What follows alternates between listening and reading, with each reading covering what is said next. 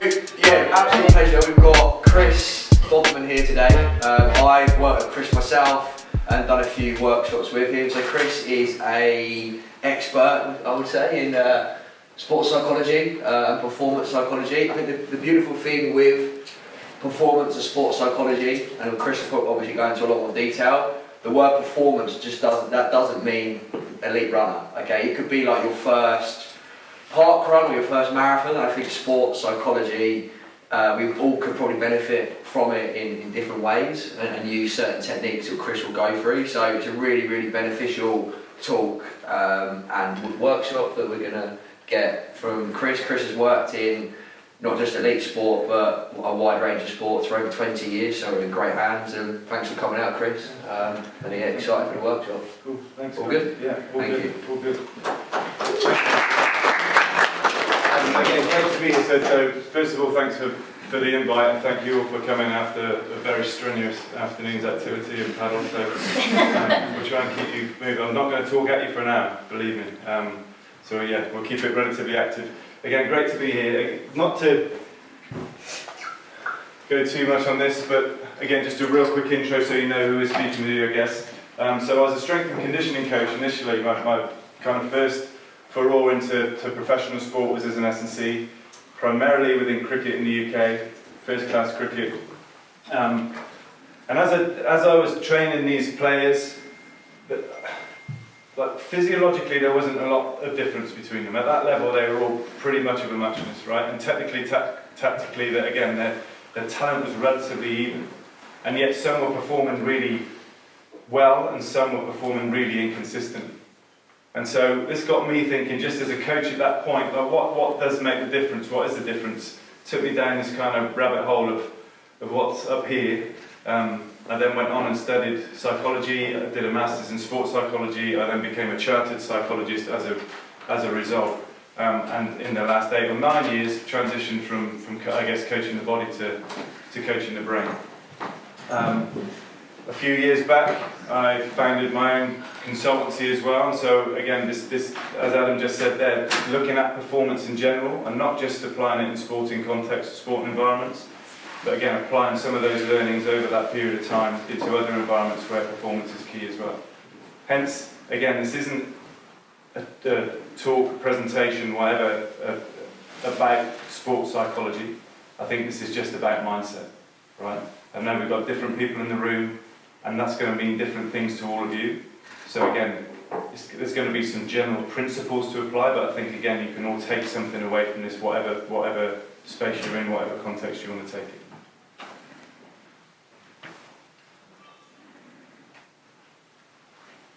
Let's start here. I guess we all know this story, do we? Yeah. Anyone want to say? Roger Bannister. Yeah. And what's the significance of this? First 4-minute mile, sub-4-minute mile. Sub 4-minute mile can never be done, right? The human body is not capable of doing this. Okay, 1954, I believe, Sir Roger Bannister proved everybody wrong. 46 days later, somebody else did it as well. Right?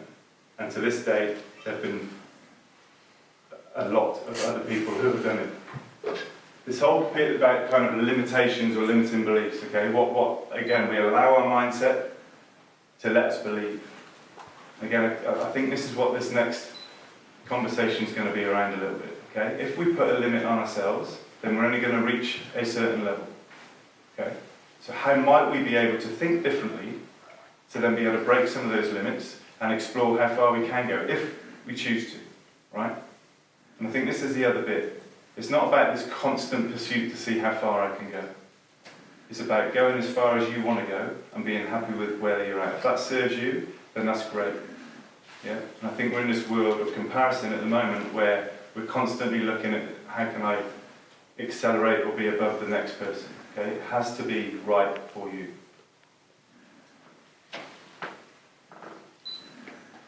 I just want you to have a think now. And again, just take a minute in your own mind. Okay? What's your current 4-minute mile? What's that kind of impossible goal in your context that might just be ruminating around a little bit in your mind, that sits with you? Something that you think could be attainable, right? But at the moment seems a fair way off. Okay, just have a think. And again, I don't want you to share this, so don't feel pressured into sharing this at the moment. I just want you to have a think in terms of this context. What might be your own 4-minute mark?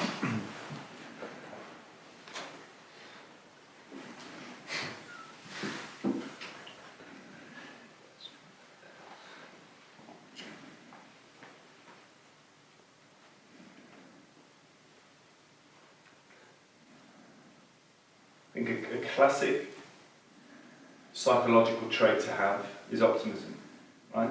And again, some of us are more optimistic by disposition, by nature than others, and that's okay.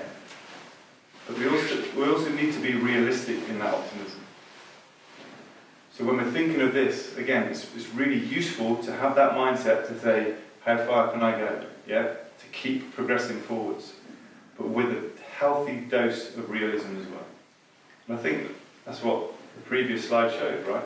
Somebody who's really optimistic, but again, realistic in that pursuit, felt it could be done, and then went on and did it, right? And as a result, there's unlimited a lot of other people to then believe that that can be. So I want to talk about the psychology of performance, but because I'm here, I kind of wanted to take it through the perspective of a running shoe. Just go with me, right? Some startled looks there. But I think we can draw a lot of comparisons. So first up, if we're building a shoe, right, then there's something about the fit, yeah? The more that shoe fits our foot, the more it's unique to us, belongs to us, becomes us, yeah, then the more effective that shoe is going to be. Okay? Custom fit. From a psychological perspective, again, if we really understand ourselves, if we know what our own custom fit is, then we can do something about it, right? It starts with awareness. Self-awareness. And that awareness journey never stops. We get to a point, and then we need to come back and loop it. Okay, now what do I know? And what more do I want to know about myself to impact this? It has to start with this awareness. Okay. I just want you to grab your phones and just a real quick exercise here. Okay, there's a QR code on there, and I just want you to scan that if okay. Answer the questions. Now, it's just going to ask for your name, and it is going to ask for an email address, right? I promise you, you will not be getting any emails. Okay. But what you will get is just a copy of this as a PDF off the back of it. Okay. But if you can scan that, and there's just some questions. I just wanted to give a slide and score. Let's just, again, don't think too much about this. Let's just try and do this as kind of off the cuff as we can.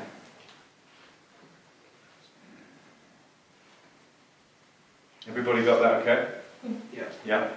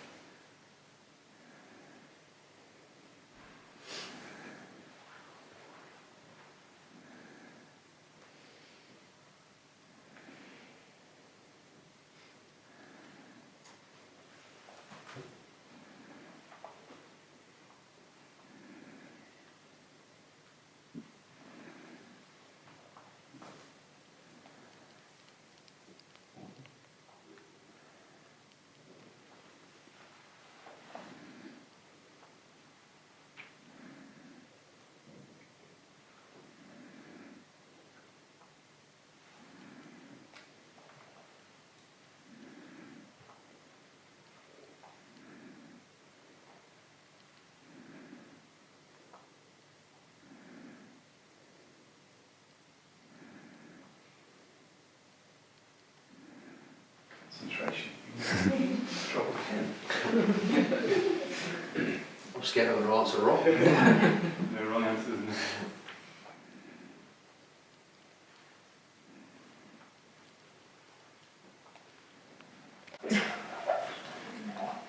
So again, first up, before we kind of look at that, has anyone done this kind of thing before? This kind of profiling or personality stuff? Yeah. Okay.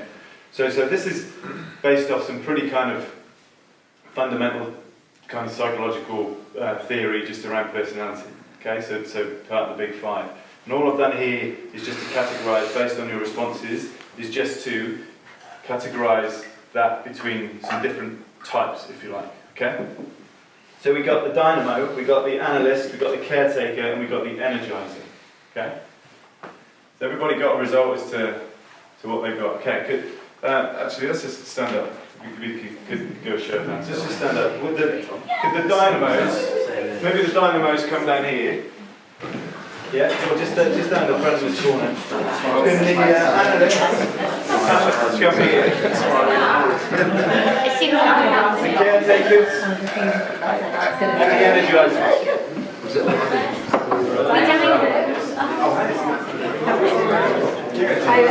Yeah. Oh, hello, Energizer. I love this. Okay, so what do we see first of all? Guys, what do we see first of all? There's not many. What are they? Not many of them. Guys, please. What do we see? Analysts. Just says there's only a couple in here. Only a couple of analysts, right? But what do we see? There's a lot of dynamos. Right, a lot of dynamos. We see everybody's different, right? We see people are in all of those categories in some way. Okay? Just looking at the explanations that it gives, right? Again, do you think that's accurate in terms of how you responded? Do you think that's how you show up and turn up? Okay? The dynamos, it says, this natural preference screams determination, pushing through barriers, take direct action. These people are very much towards the task, right? They're very much focused on the thing to do. Whereas the analyst is more about how to do it. Okay? It needs to make sense. Extreme, these guys don't need to make any sense at all. Let's just go with it, right? Whereas there needs to be some logic, there needs to be some rationale here. So my focus, these people's focus is still on the task, right? But their attention is more internal. I need to work through a process. There needs to be some structure for me to follow to then be able to take action. Okay? We've got the caretakers over here, right? Really leads with empathy. Values driven, again, his preference revolves around empathy, reflection, uplifting those around you. Okay? So the focus here isn't necessarily on the task, the focus here is on the person or the people. Okay? And again, oftentimes, the attention here will be held internally, hence that reflective nature. Okay? Spend a lot of time thinking about stuff, probably quite observant, right? And really, like I say, really hot on kind of parity and fairness in a lot of ways. Okay? And then these energizers, these are the playful bunch, right? These are the ones that come up with the ideas. Again, let's just read this description. Exudes enthusiasm, look at them. Right? Interaction and revel in the journey. A lot of this, the strength here is around collaboration, is about ideas generation, is about playfulness, is about fun. Yeah? Okay? But, as all of you can see, we'll all lead with a preference. Okay? Our behavioural preference will probably play out the majority of the time. And that preference originates throughout our adolescence, and then as we come out of adolescence, becomes a little bit robust, more robust, right? So I show up a bit more frequently in this particular disposition. Okay? But I think what we're led to believe is that's the only way I show up. Okay? I can only be this forceful or this dynamic force, right? And I can't ever have any empathy. That's not me. That's not me. Okay? I can only make sense of something. I need structure, I need logic, and I can't just throw everything up in the air and see what lands. That's not me. Okay? But it could be. Personality is not fixed. Okay? So just like the shoe analogy, what we need to understand is like what fits us best in the context and the situation that we find ourselves in. Okay? The majority of the time, this will fit you all best. But there's also this understanding to say, but if it doesn't, I can also be any one of the other three. Okay? Just on that information that you got through there, there's another bit here, right? Because when this plays out, these are your superpowers, right? When you get this right, when you guys get this right, in the right context, at the right level, at the right dose, this is you operating at your best, right? But if that's the only way I operate, or if I overdo that, then it becomes a limitation. So be careful, okay? There's some suggestion here. Again, the analyst, be careful. You don't need to overthink everything, right? You can be too rigid and stuck in your ways. So sometimes tuning into your intuition and your emotion is going to be really useful, okay? When it's played out well, then that, as I say, it's a real superpower. But you can see how that could become really quite constrained. Okay? So be careful. And then the other copy underneath that, these counterweights, just references some considerations as to how you then might transition into one of the other three that you're not necessarily in as your preference. Okay? So again, if we were to take the energizers here, right? Preference, as I say, exudes enthusiasm, interaction, reveling in the journey. Be careful, don't get distracted. Yeah? Do you find yourself starting things before finishing others? Dial in your focus, remind yourself of the mission. Okay? If I overdo this creativity, I never finish anything. I'm on to the next thing before I even complete it. Okay? But sometimes for you it's going to be useful to step into some of these other domains and ask yourself the question, actually, what are the next steps? What do I need to do? Okay? Become a bit more this way inclined. Yeah? What process might I improve in my decision making? Add a bit of structure to this, add a bit of understanding as to what that looks like. Actually, what's most important to me? Again, I'm collaborative, I want people around me. Am I able to step into this space at times and just being like, is this okay for me? Is this serving me? Okay. So again, I think there's some information here. What I wanted to just show you is, like I say, we are all different and we really need to celebrate that difference. Okay, we really need to be understanding as to what that difference gives us apart from the next person. Because that's your competitive edge, that's your USP. But make sure it fits to the situation. Okay? And if it doesn't, then know that you can adapt. Know that you can move around any of these types, whatever you want to call them, preferences. Okay? If I do that really well, then again, my fit then matches whatever situation I find myself in. Make sense? Cool. Again, if you have put your email in there, then you should get a PDF of that as well, just to reference back. Okay? Cool. That's it.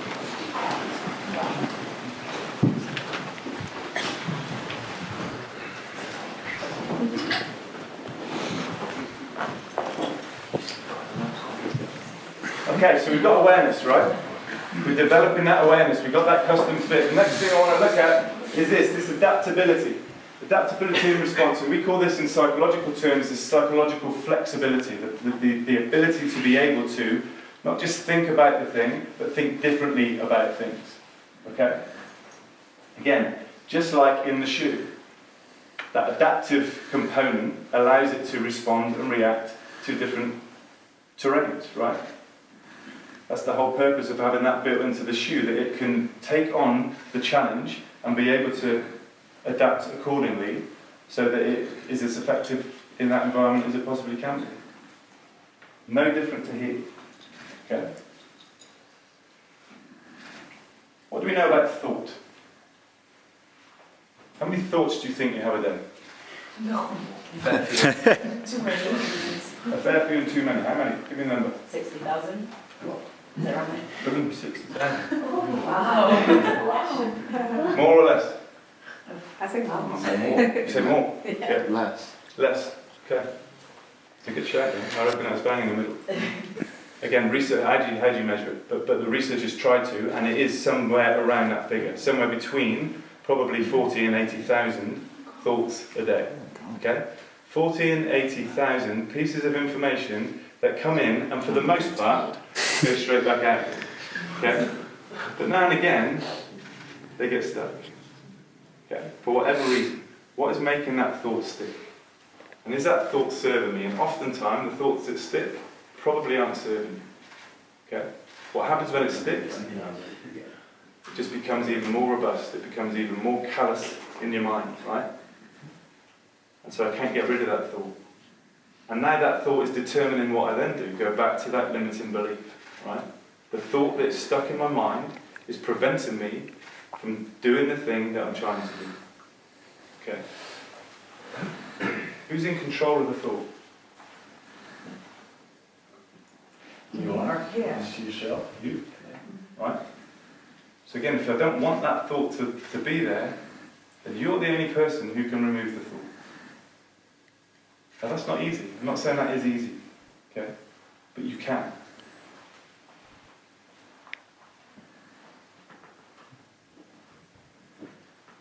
You think of anything that where this thought has potentially limited you. Any examples where somebody's kind of built up this thought and it may not have allowed you to do the thing that you wanted to do? Has anyone got an example they want to share? Yeah. For me, it's when I'm racing, doing the races. Yeah. Go My on. thoughts just telling me to stop. Okay. Walk off. Yeah. So again, I'm starting to write this narrative in my head, yeah? And the narrative is building and building and building, and that's affecting what I do. Okay. Yeah. We need to be real careful here, okay? Because the story we tell ourselves is probably then going to evoke the state that we operate in, okay? And then the state that we operate in is going to determine what our strategy is. So if the story is, again, telling myself, I'm not going to be able to do this, okay? Then that's going to put me in a psychological state, certainly of not readiness, right? I'm not going to be best prepared to even take this thing on, yeah? And if I'm not going to take the thing on, then what am I going to do? If I do then partake in the thing, then I'm probably not going to do it to my capacity, right? There's still this survival mechanism in my brain just to say, well, if I'm telling myself I'm not going to do it, then I'm probably not going to prove myself wrong, right? There's a good chance that you then won't. Okay? So what we need to do is reverse engineer that. Yeah? If it goes from story to state to strategy, let's think about what it is that I'm trying to do. Okay? Then what might be the optimal state to be in to try and expedite that thing? Okay? And how do I then get into that state? What story do I need to tell myself? How can I change my thinking patterns to enable the state to determine the strategy? Make sense?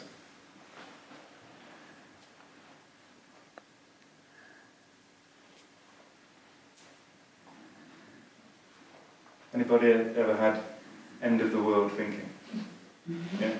If this doesn't happen, yeah, it's catastrophic. Okay?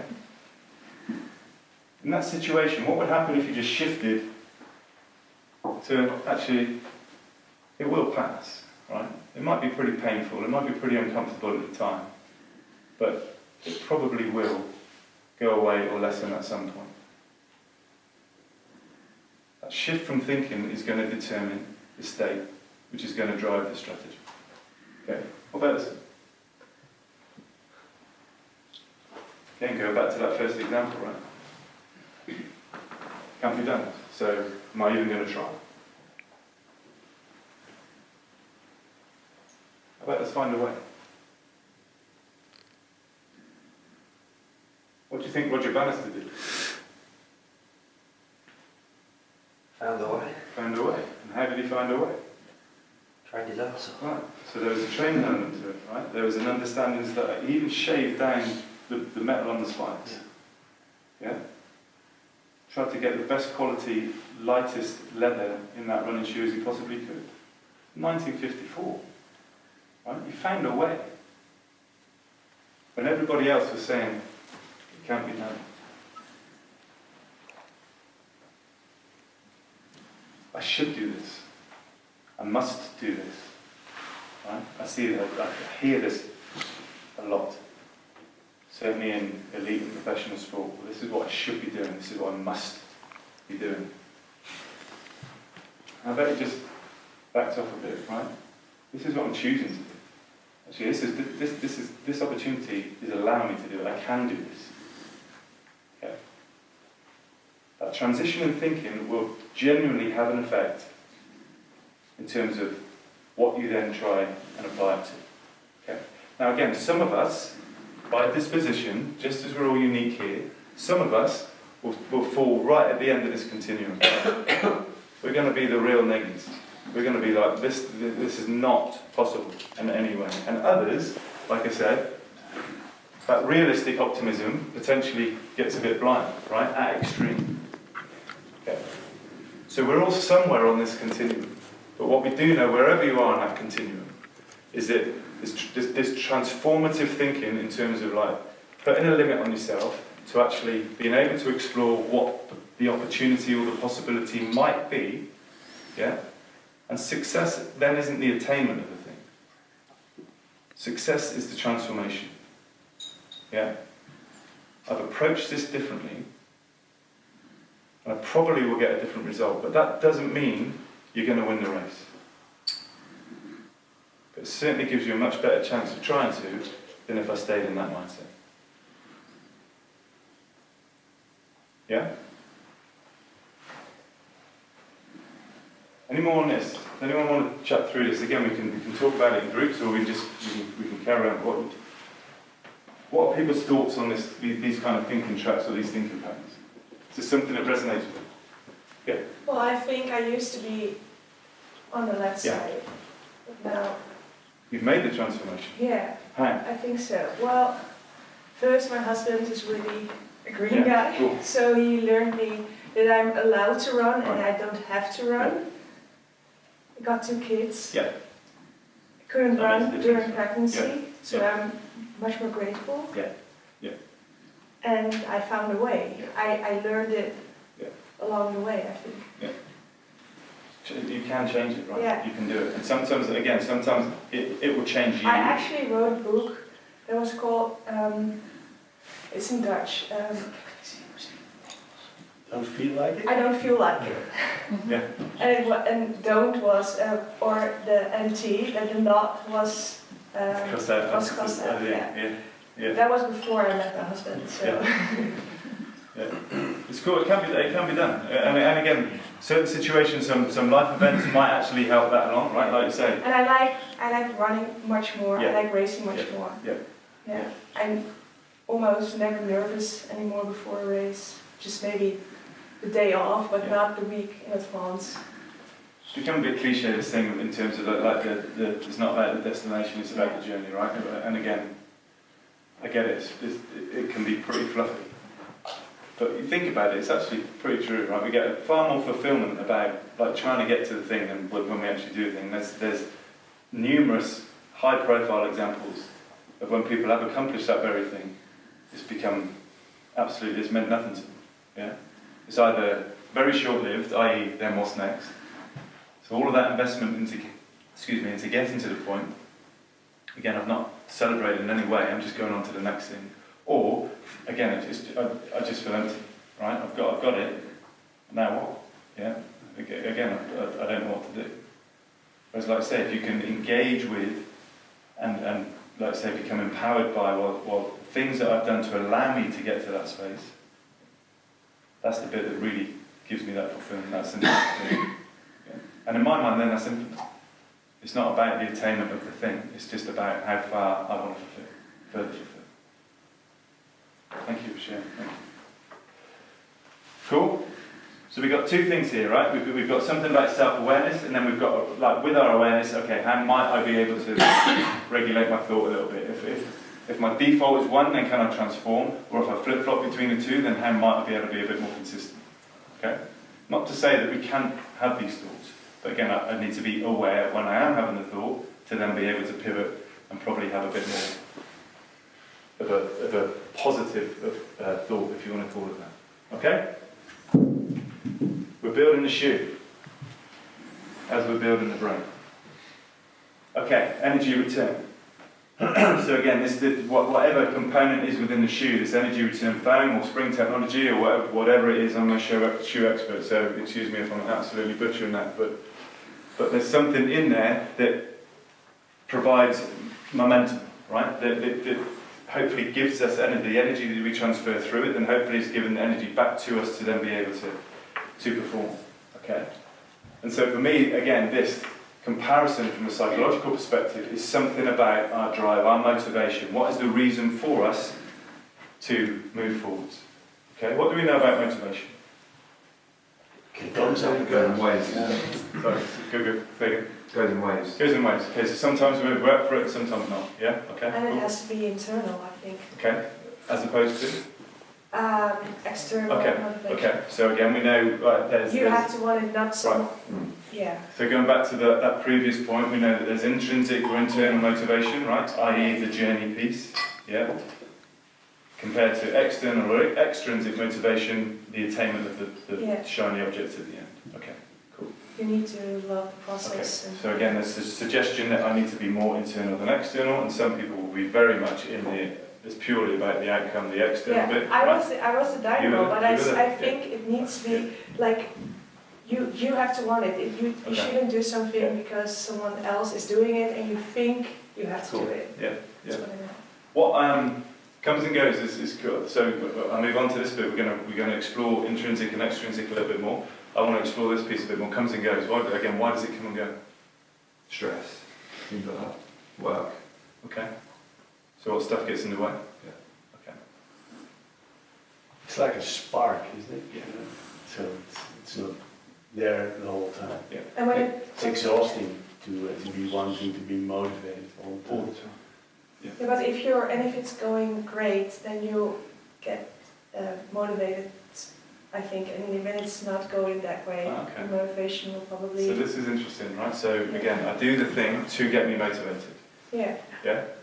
For me, it's when I'm super motivated, it's actually dangerous because I can get myself injured because I Yeah. want it too much. Yeah. I think that's I would say with motivation, it could depend on the state that you're in. Yeah. So what motivates you, probably when you're happy, might not motivate you when you're sad. okay. Yeah. Great.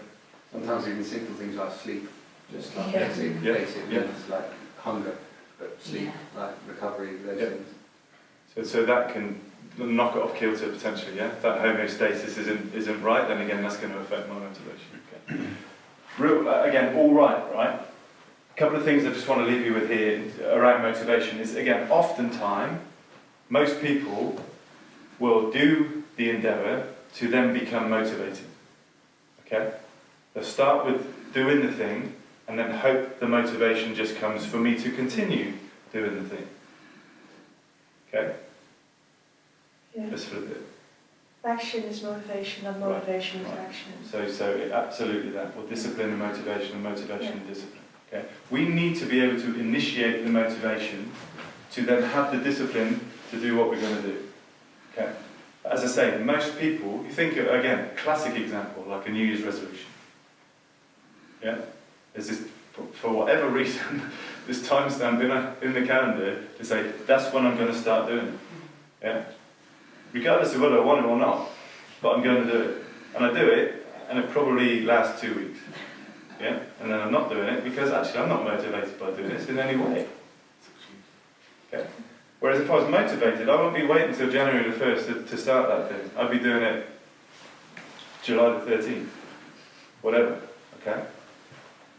So again, just think that. If I'm not feeling motivated, then have I got the order of that right? Am I waiting for my motivation to come, to take action, or are my actions trying to drive my motivation? Okay. And so we know, again, from a psychological perspective, that we've actually got more control over motivation than we think. So it comes back to that difference of internal and external. Just before I go on that, I think it's still really useful to be externally motivated, right? You still want to be going after something. But again, it's that ability to be able to be aware of it, but not become totally focused on it. So again, it's this dance between, that's what I'm trying to get, and again, it might be something, right? It might be something tangible, it might be something that I'm trying to attain. But then flip back to them, and then what am I going to do to be able to impact or influence that as much as possible? Okay. So again, it's this relationship between the two. Now we know that we've got more control, more understanding in terms of what we can do to expedite that, as opposed to becoming totally outcome focused. There are going to be bits that are out, like areas that are out of my control that I can't do anything around. Okay. So again, if I want to have agency on this, if I want to take control on it, then it kind of makes sense that my focus needs to come back to this intrinsic motivation a bit more. Okay. But again, to be able to create the conditions for motivation, then there's this psychological theory known as self-determination theory, right? We can determine it by self. Okay? Don't just wait for the motivation to come to us. And the three main stages, or the three main components within this research, is around, if I have an element of control, if I feel I'm in control, a level of control in terms of what I'm doing, then that will probably help to initiate motivation. Okay? Have I got autonomy? You think of all the times when you may not have been motivated. But at bottom dollar, you probably didn't feel in control of what you were doing. Okay? So again, if control isn't there, then how might I be able to gain control? How might I be able to introduce an element of control into this process? Okay? Not to say that you've got full control over it, but where might control come in? The second thing is around connection. Okay? Do I belong? It's inherent, basic need. Yeah? Human need. I want to feel that I belong. I could be doing an endeavour, I could be... Again, you think of the number of people that are in a job, hopefully nobody in this room, right? I'm not motivated by this at all. They're not motivated because they're not connected in any way. They go into their work, they come out of their work. In fact, now, they might not even go into their work, right? They might stay at home. Yeah? This connection piece is gone. I really need to feel like I belong, like I've got a sense of connectedness, and if I've got that, then again, it's going to initiate motivation. If it's not there, then how can I introduce them? Okay? Remember, this isn't waiting for the connection to come to you. This is about you taking responsibility to say, right, how can I form connection with what it is that I'm trying to do? And the third thing is around the skill, is around the competence. Yeah? 3 C's, really easy. Control, connection, competence, my skill. Am I able to actually do the thing? Yeah? Again, think when you haven't been motivated, when you've given up. It's probably because my skill hasn't allowed me to operate at the level that I wanted to operate. Okay? So get the skill. Or don't do the thing. If I know that I can make progress, and I'm equipped to be able to make progress, yeah, I've got the tools, I've got the strength to be able to do that thing, the likelihood is I'm going to initiate a motivation, a level of motivation to do it. How does that feel? Again, any examples here where, is anyone struggling with motivation or anything at the moment that they want to share? Yeah, training in the pissing rain and cold. Okay. So when those conditions are there, then again motivation is bottom of the barrel, right? But It's just discipline. okay, so or it's these things, right? So how might we be able to? So let's just not that specific example, but let's use that as an example. Okay, I've got these conditions that actually I don't want to leave the house. Yeah, but I kind of know what I've got to do. Right? That's the situation. How might you feel like you've got some kind of autonomy over that? Have you got control over the weather? No, weather's not going to change. Have you got control over whether you do run or not? You've got an element of control, right? So again, if it's my decision, then it's my decision. Yeah. If I've got control over whether I do that run that particular time, or actually I'm not going to do it then and I'll do it tomorrow, which might be slightly nicer or better weather or whatever. Okay, I've got control. I've got choice. I've got control over choice as to if I do it at that particular moment or not. Right? Have I got control over whether I go out and run, or whether I've potentially got some kind of nicer weather environment that I can run, right? So I can always have control. But what I'm not going to control is the weather, right? So that can't be the thing that's going to affect my motivation. Connection. How might you initiate motivation if you are going to go out on that cold, wet evening? Group running. Easy, right? Actually, I'm committed to this thing. If I don't go, then I'm letting the other guys down, or whatever that looks like, right? And again, it doesn't necessarily need to be that. It could just be an accountability thing. I'm going to tell somebody I'm going to go out and do it. Yeah, commit to it. There's something there that actually really makes me belong in this situation. So I'm going to go and do the thing. Competence. What's stopping you? What skills are stopping you?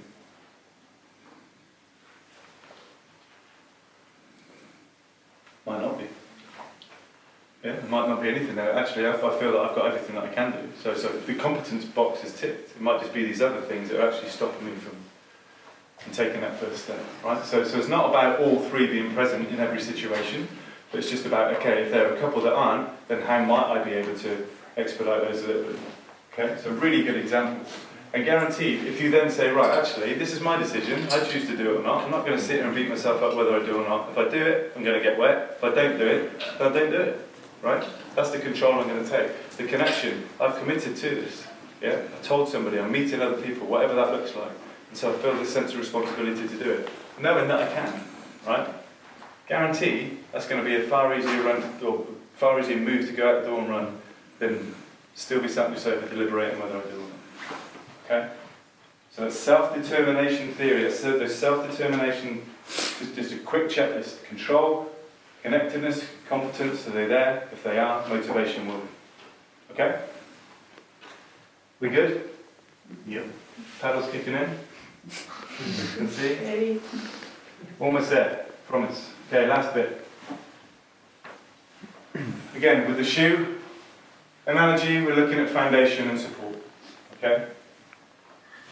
Whatever that looks like, the structure of that shoe to provide an element of support to be able to deal with, again, the different situations, the challenges that I find. If that support isn't robust, yeah, if that support isn't built well, or if I have no support, then that's going to affect my performance, as it is going to affect the performance of the shoe. Right?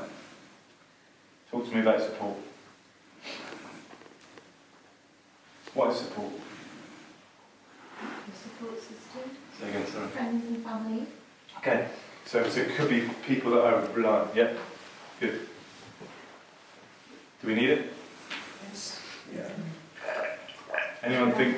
Anyone? You cannot run if your husband doesn't, Right. your partner doesn't support you. So your life situation might require support. Yeah. Yeah. Anyone out there that feels, and again, I'm not expecting a show of hands, but anyone feels that actually this is just about me. This is this lone pursuit. I don't need anybody. I don't want to become burdensome on other people. I don't want to ask for support. Yeah. Quite common. I do at times. Yeah. This is my fight to fight. I don't need other people around. What we know about support is that if we can be really purposeful in our support, i.e. the support is accessible, but it's also aligned to the challenge that I face, and it's going to be really special. Okay? And just to represent that, I just want to share this quick framework with you. Okay? Now this has come out of kind of mental fortitude or resilience literature. So again, a lot of this is about understanding that if I'm against challenge, then support is integral for me to remain or have a level of resilience in all that I do. Okay? And if I apply that really well, then that resilience just becomes stronger and stronger and stronger. So a lot of this literature is born out of like the environments that we want to try and create for people that might be involved in those environments. But this is as relevant as to the environment that you want to create around you. Okay? So as you can see, challenge on the vertical, support on the horizontal, low to high axis, right? We know that if there's a low level of challenge and a low level of support, then we're probably going to exist. It's going to be a pretty stagnant environment. Not a lot's going to get done, okay? Now again, I'm guessing the very fact that you guys are sat in this room, then that's certainly not a place you want to be spending time. Okay? I'm not going to achieve anything. Like I say, I'm just going to fester. Okay? So again, that can apply to us. Do I want to challenge myself, and do I want to access support? And if I don't, then be prepared to operate now.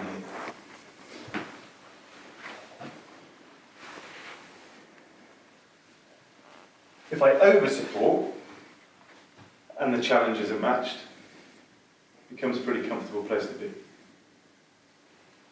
Again, we may have been in situations, work situations, or different situations, social situations, where I feel so safe here. Yeah, I'm not really being pushed. Just cruising, just coasting, can become quite complacent. I'm not dismissing this place. This place might be really useful at times, and might be really useful for people. But again, sustainable time, like long periods of time within this, is going to get you to A level. The extreme from that is we ramp the support back down, and all of a sudden the challenge dials up. Sorry. Ooh. The challenge dials up. Okay? So now the challenge is really high, and yet I've got little or no support. Anyone experienced that before? Yeah? Did it feel like this? Yeah? It's not sustainable. Okay? And actually it's going to have really detrimental effects to us. Yeah? To us and our well-being. We'll burn out. We can't do it. Now again, what I'm not saying is we can never be in this space. I think at times a healthy dose of that is really useful. Okay? As long as I probably then have a period of decompression to then be like, okay, ramp the support back up, dial the challenge down, now I can regenerate, I'm ready to go again. Okay? So again, these aren't necessarily bad places to be, but as I say, for periods of time, they are absolutely not conducive to high performance. Whatever high performance, remember, means to you. Okay? So the space we really want to be is this space, what we call the facilitative space. Yeah? If we want to achieve, if we want to do what we want to do, then there needs to be an appropriate level of challenge. An appropriate level of challenge. Okay? And similarly, there needs to be an appropriate level of support. And the research shows that if I can operate in this facilitative environment, like I say, either that I create that environment for myself, or again, if I'm responsible for others, then I create the environment for others to operate in, then that's where we're really going to achieve, that's where we're really going to thrive, that's where we're really going to perform. Make sense? The slight add-on here is, like I say, the nuance of support. I think generally support is considered as emotional support. Yeah? And again, oftentimes, not incorrect, right? Who's our source of support? Friends and family. Friends and family probably do provide that emotional support. So if I've got a challenge that requires emotional support, then who do I go to? Right? Am I understanding? Do I know who that person is? Because if I do, then that challenge isn't going to be seen as challenging. Okay? But what if the challenge actually requires a different type of support? Actually, I don't need somebody to put their arm around me and say everything's going to be okay. I actually need something to help me over this challenge. I need something a bit more tangible. Right? I might need a piece of equipment. Yeah? Or some kind of resource that's really going to overcome the challenge. And now all of a sudden that challenge doesn't seem as challenging, as daunting, because the support aligns to the challenge. Okay? And similarly at times, it might be more instrumental support. I just might need some guidance, some strategy. Yeah, I'm here and I want to get there. Don't need the arm, don't need the device, just need some structure. Need these guys to tell me, okay, this could be a way. Go to ding, ding, ding, and that's going to give you the best chance to do that. Right? And so again, that challenge doesn't become this burden. This challenge is now attainable because I know the process to at least allow me to try and get to that challenge. And then finally at times, sometimes I need the proverbial kick up the backside, right? Or I need my team of cheerleaders just to say, you got it. And this support, esteem support, probably looks very different to emotional support, right? And my provider of esteem support is probably somebody very different to my provider of emotional support. So again, what I want you to take away, what I want you to think about is, if I was to create my network of support, then do I actually know who fills these roles? Do I know who fills these roles? Okay? And I'd suggest, again, most of you will probably relate to a couple of these. Yeah, have I got them all figured out?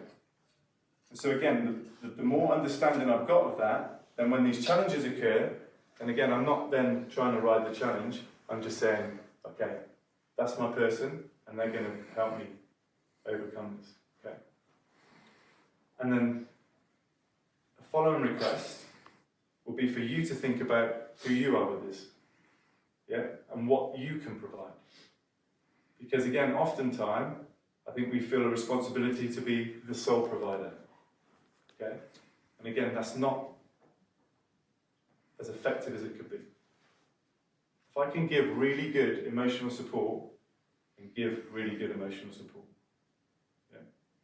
So understand where your strengths lie as a support giver, but also recognise who I need around me, who I need in my team, who I need in my squad. Yeah? Again, in sport, it's not called a support team for nothing, right? I've got these different resources that when I need them, I know where I'm going. I'm not going to go to the S&C because I need physio. Yeah? Anything on support? Does that kind of make sense? Okay. So we've created the shoe. Yeah? There's different layers that build it up, but to different things. And now we've got a very high-performing product. So why can't we just apply the same to this? Okay? I just build on those layers. We talked about awareness. I developed my awareness. And so I can detect more, I can mitigate more. Right? I know that I'm in control of that thought. There's 60,000 thoughts a day that come through my mind.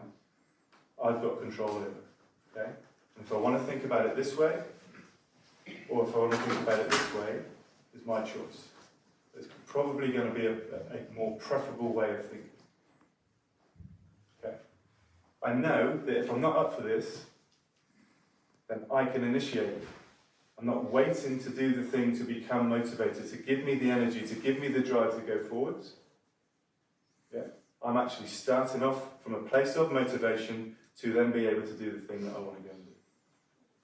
And finally, it's not just your solo responsibility. Okay? Who have I got around me? Who do I need to access? How do I break that shackle of being like, I don't want to become this burden? Okay? And being open to receiving support, as well as being really clear in terms of what support you can give to others. So at the beginning, remember, I asked you just to think about what your current 4-minute miles. And I reckon if you apply some of those strategies, there's going to come a time where you can break that. Don't set yourself these limiting beliefs. Okay? Don't tell yourself that you can. But just have a bit more of an open mind and start to apply some of these principles more regularly and with some kind of more understanding as to why I'm doing these things, as opposed to leaving it by chance. Okay? The biggest obstacle in terms of whatever you're doing is often the stories that our brain tells us about the thing that we're doing. Okay? The transformation isn't about changing what you do, it's about changing that operating system that helps you to deliver on everything that you do. Yeah? And again, like, without doubt, within this group, like, the question isn't about commitment. Okay, whatever your endeavours are. I've seen that today, right? It's proven that commitment. It's about your approach. Okay? So like I say, in whatever context, whatever role you're doing, whether it be running, whether it be work, whether it be personal, if I want to reach new heights, then that old way of thinking isn't going to get me. Okay? The old map won't take me to that new territory.